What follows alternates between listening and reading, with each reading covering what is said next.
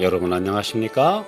성경이 말한다 청취하시는 주님의 귀한 자녀 여러분, 오늘도 예수님 안에서 승리하시는 하루 되시기를 축원합니다. 오늘 계시록 연구는 계시록 4장 세 번째 강의로 하늘 보좌를 공개하시다라는 주제로 은혜를 나누겠습니다. 요한계시록 4장 2절 3절 내가 곧 성령에 감동하였더니 보라 하늘에 보좌를 베풀었고 그 보좌 위에 앉으신 이가 있는데 앉으신 이의 모양이 벽옥과 홍보석 같고 또 무지개가 있어 보좌에 둘렸는데 그 모양이 녹보석 같더라. 하나님의 보좌와 하나님의 영광을 보는 특권을 누린 사람은 요한 외에도 이사야와 에스겔 그리고 다니엘이 있습니다. 물론 출애굽기 33장 18절에 원컨대 주의 영광을 내게 보이소서라고 기도했던 모세도 보좌는 보지 못했지만 하나님의 임재의 영광을 뵙는 특권을 누렸습니다.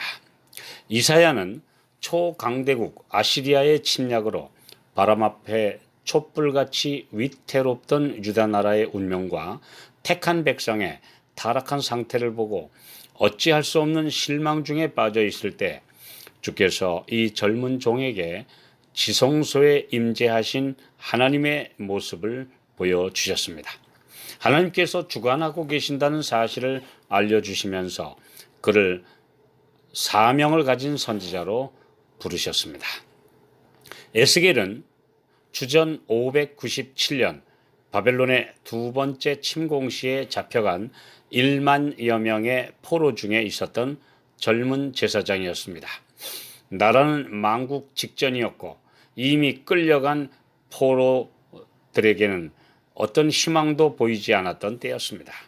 그때 주님은 그에게 하나님의 보좌와 하늘의 사업을 수행하는 그룹 천사들, 바퀴 안에 바퀴가 있는 모습으로 상징된 섭리의 신비를 보여주셨습니다. 어떠한 어두움의 순간이라도 하나님은 그분의 자녀들을 지켜주시며 인도하실 것이라는 약속을 받은 것입니다.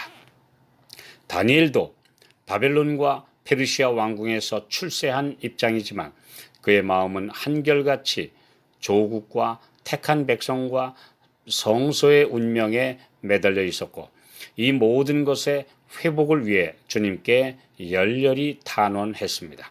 그때 주님은 계시로 하늘 보좌와 심판하시는 광경을 보게 되었습니다. 그분의 공의로운 심판이 있을 것이라는 보증을 받은 것입니다. 이분들의 모든 계시 속에서 본 하늘 보좌의 모습은 이 땅의 성도들에게 하나님의 보증을 알려주는 메신저로 우리에게 기별을 전해준 것입니다. 내가 곧 성령에 감동되었더니 그가 계시를 보는 순간 헬라어의 문자적 의미는 성령 안에 있게 되었다는 표현입니다. 성령의 감동은 곧 내가 성령 안에 있다 이런 표현이죠. 요한이 하늘로부터 주시는 계시를 보는 때는 영의 감화에 완전히 들어갔다는 뜻입니다. 그 순간 이 땅의 현실과 전혀 다른 빛과 웅장한 광경과 신비한 분위기 속으로 들어간 것입니다. 그래서 그는 보라고 외쳤습니다. 이 계시록 4장과 5장의 계시는 문자적이기보다는 상징적으로 이해할 수밖에 없습니다. 예수께서 일찍 죽임을 당한 것 같은 7뿔과 7눈을 가진 어린 양으로 묘사된 것만 봐도 이 계시의 모든 광경을 문자 그대로 봐서는 안 된다는 것을 알 수 있습니다. 상징과 은유와 교훈적 의미로 봐야 합니다. 하늘에 보좌를 베풀었고 시편 45편 6절 하나님이여 주의 보좌가 영영하며 주의 나라의 홀은 공평한 홀이니이다. 보좌는 우주의 중심 그리고 하나님의 통치와 권위를 상징합니다.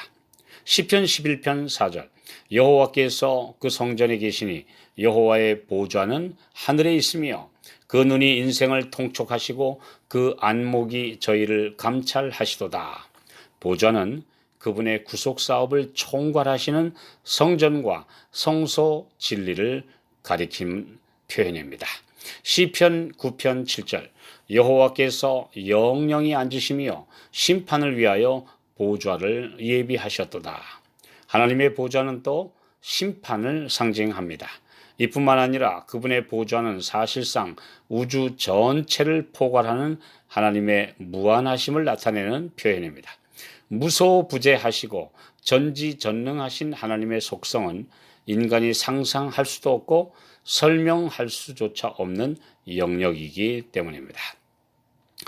이사야 66장 1절 여호와께서 이같이 말씀하시되 하늘은 나의 보좌요 땅은 나의 발등상이니 너희가 나를 위하여 무슨 집을 지을꼬 나의 안식할 처소가 어디랴.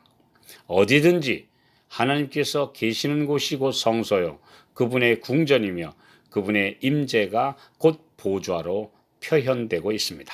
우리가 아는 3차원 개념과는 너무나 높은 차원의 모습임을 여러 말씀에서 읽을 수 있습니다. 계시록 22장 3절에는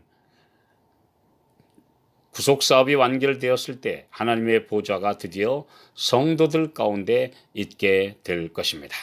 성부 하나님은 디모데전서 6장 16절에 가까이 가지 못할 빛에 거하시고 아무 사람도 보지 못하였고 또 볼 수 없는 분이십니다. 요한은 그분의 모습을 빛난 상태로 설명합니다. 그분의 실체를 설명하려 시도하지 않습니다. 그 자신도 빛으로 둘러싸이신 모습밖에는 볼 수 없었기 때문입니다. 앉으신 이의 모양이 벽옥과 홍보석 같고 녹보석 같더라. 이 보석들은 대제사장의 흉패에 있었고 새 예루살렘 성의 기초석입니다. 맑고 투명한 벽옥은 그분의 깨끗하심과 거룩하심을 상징하고 홍보석은 심판하시는 위엄과 공의를 상징합니다. 녹보석은 에메랄드로 잘 알려진 보석인데 온 세상을 푸른색으로 덮으신 창조주 하나님의 자비와 생명을 주시는 그분의 능력을 상징합니다. 보좌를 두르고 있는 무지개는 그분의 영원한 언약을 상징합니다. 마치 소나기가 햇빛을 만나 결합될 때 무지개가 생기는 것처럼 그분의 공의와 사랑이 조화되면 바로 하나님의 언약이 성취된다는 사실, 이것을 보여주신 것입니다. 창세기 9장 13절 내가 내 무지개를 구름 속에 두었나니 이것이 나의 세상과의 언약의 증거니라. 그리스도의 십자가에서 이 공의와 자비가 만나 실체화되었습니다. 이것이 영원한 복음이요 영원한 진리입니다. 하나님의 보좌의 모습이 바로 이 진리를 설명하고 있으며 영광스러운 복음을 공개하고 있습니다.